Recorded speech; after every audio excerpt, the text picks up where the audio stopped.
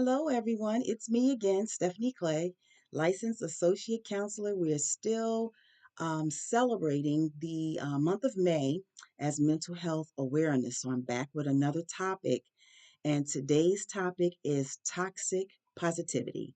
What is toxic positivity?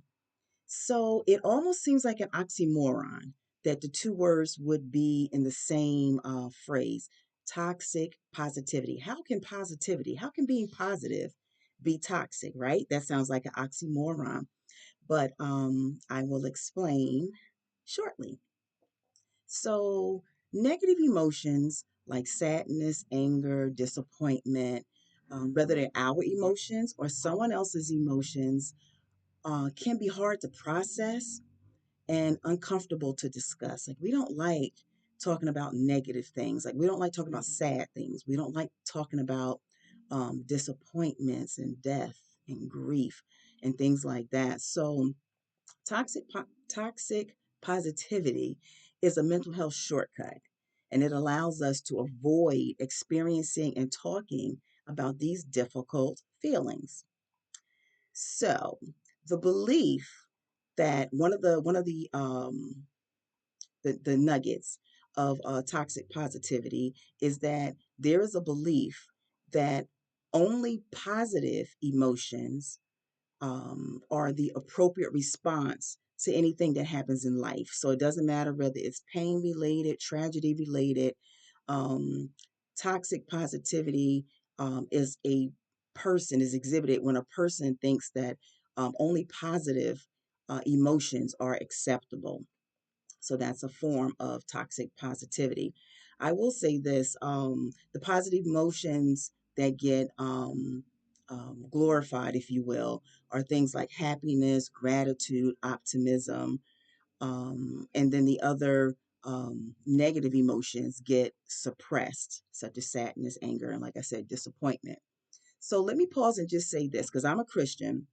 And as a Christian, we have a certain level of optimism, right?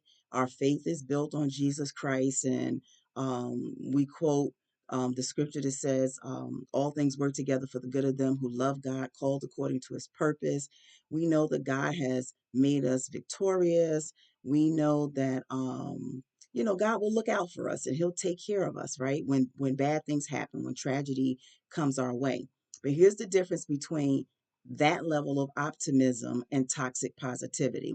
Remember, I said that toxic positivity only believes in expressing the positive emotions, and it minimizes the or suppresses the negative emotions. Well, as a Christian, even though we're optimistic, when we face challenges and trials, we still express our negative emotions. We still cry, right? We still grieve. We still feel disappointed, and we still feel hurt.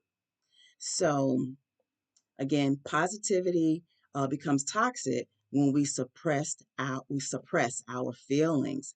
So, how about this? If you take a bottle of soda, and I use this example a lot, and you keep the top on it and you shake it up, what happens when you take the top off?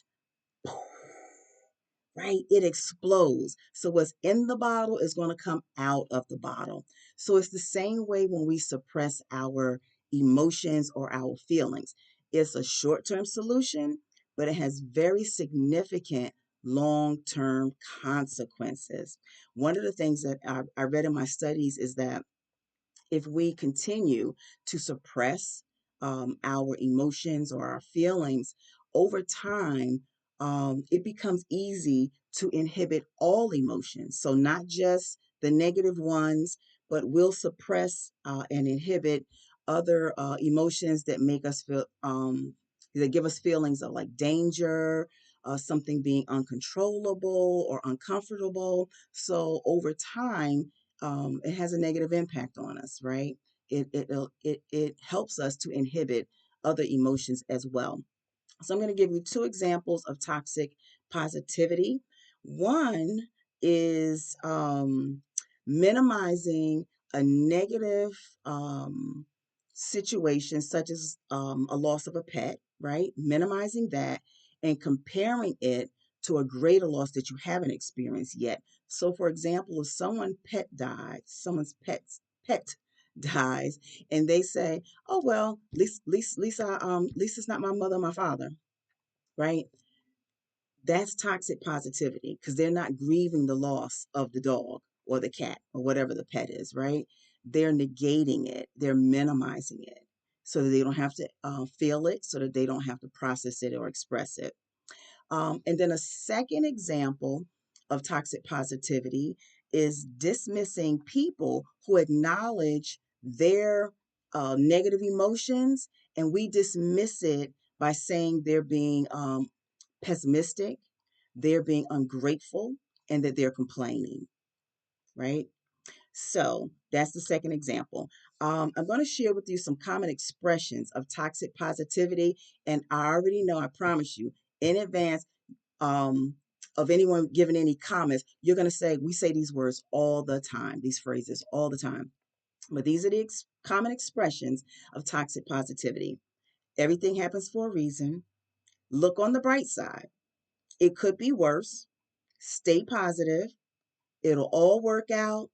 You'll get over it. Am I right? We all say those phrases.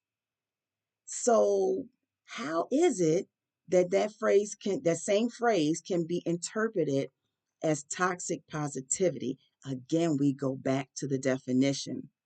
If we're using those phrases as a mechanism to encourage someone, to give them hope, then it's fine, right? As long as we're, not minimizing their experience or our experience, it's fine.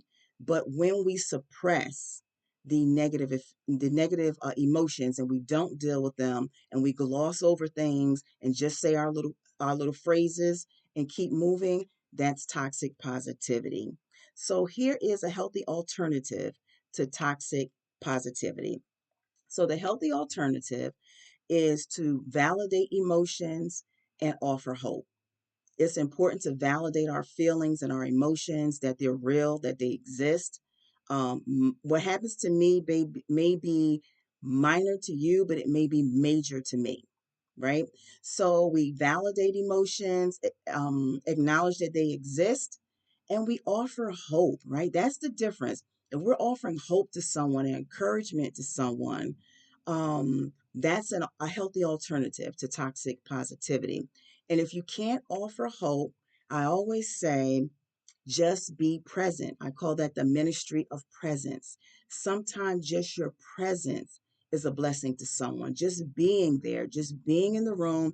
We don't have to offer solutions. We don't have to do anything. We don't have to think of um, anything to say per se, but just being present means a lot to people. And in doing so, if we validate feelings and we offer hope, or just be present, this allows us and other people, and others to express and process these difficult emotions instead of suppressing them. That's it for today. I'll see you on the next video.